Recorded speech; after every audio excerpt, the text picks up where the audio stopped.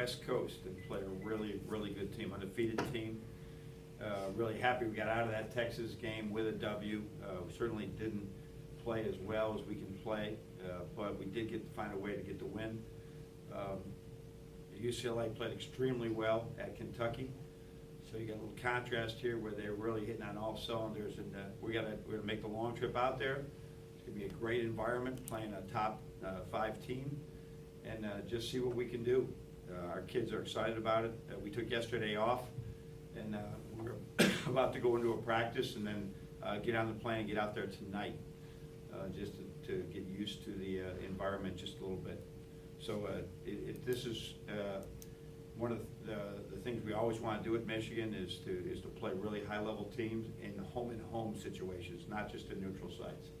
So excited about the opportunity, and they'll be back here next year about this time. Either it's one of the first 2 Saturdays in December. We'll be playing them here. Coach, you spoke about how Virginia Tech was so up-tempo and last week, and now you've got UCLA averaging 10 possessions per game. Yeah. So, did you learn something from the Virginia Tech game, and how applicable is that experience? Yeah, I mean they're both comparable in the amount that they were running the floor. So I thought we handled the tempo pretty well. Of course, we were home with Virginia Tech. That the tempo was at a pace that I think they got us a few times, but not as many times as they've been getting other people. So yeah, but this is a team that really will run.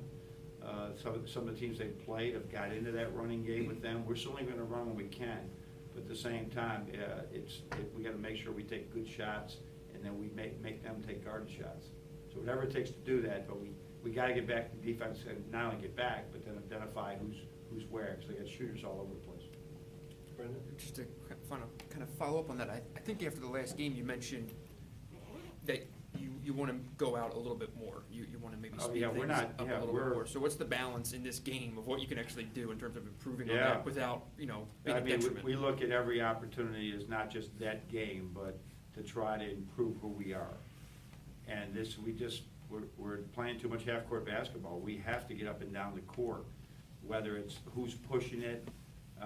Right now, Derek has been the only push guy, and he's got to even do more there. But in the traditional, we've had we call multiple pushmen, but we're not seeming to do that right now. And so we're working on that today. The guys that are running routes are running at what's a comfortable speed. I think we have to get tired running our fast breaks sometimes. I say this to my players hundreds of times. Not one of you would have come here if I would have told you we're not going to run. We're going to jog up and down the court. Yet you got to be willing to do that and really sprint. And we have to get easier baskets than we're manufacturing baskets right now. You can't go that way. I think your team is ranked in the top 10, top 20 in the country in scoring defense. Do you see this game as a good gauge of where your defense is so far? Well, it certainly would be the ultimate gauge right now of who we are against a high level team.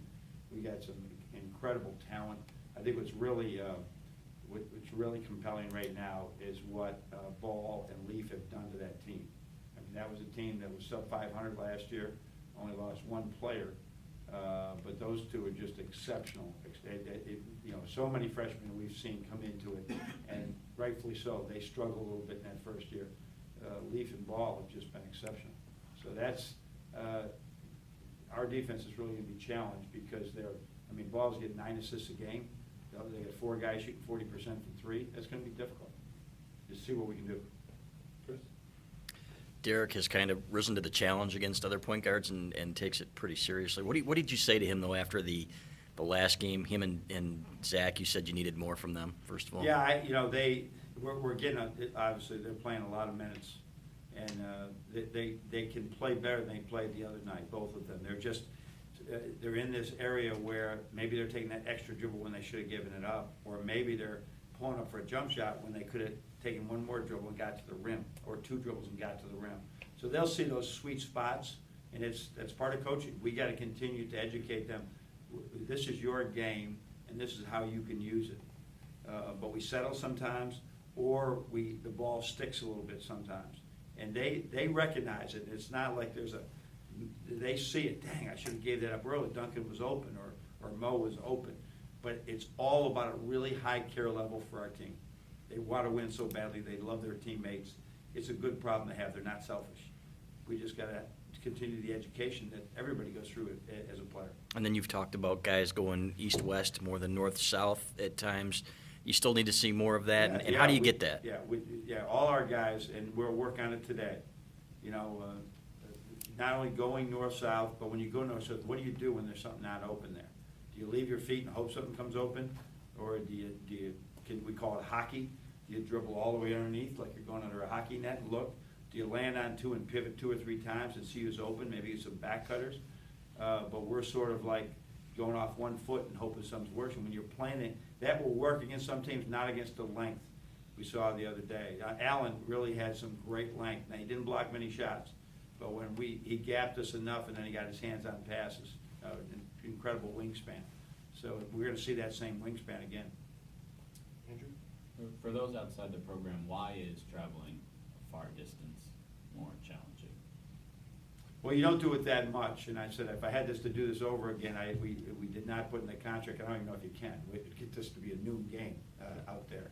It would be more on our time zone, but we're a 5 o'clock game out there, so we're going to delay and come back the next day.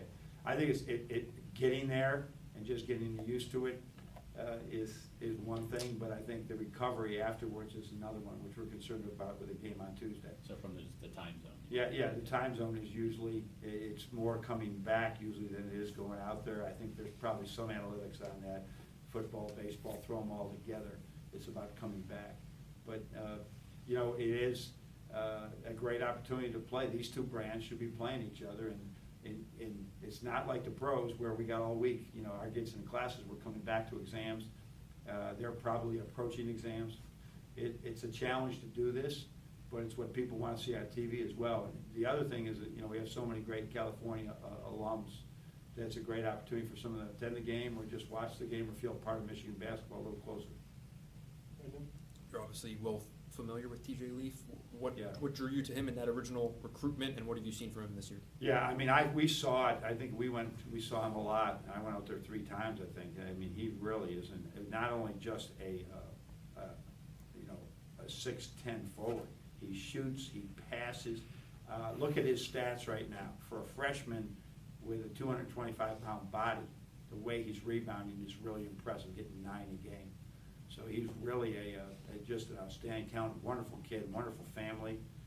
Really got to know them well, and he's a talented player. So he's doing so many things for them because he can shoot it, and he's guarding well. He's doing everything well. I mean, this is one of those very few those diaper Dannies that come in, and from the minute they walk on the court, you can tell that they're well equipped to play. You know, Dad's a coach, brother played in college.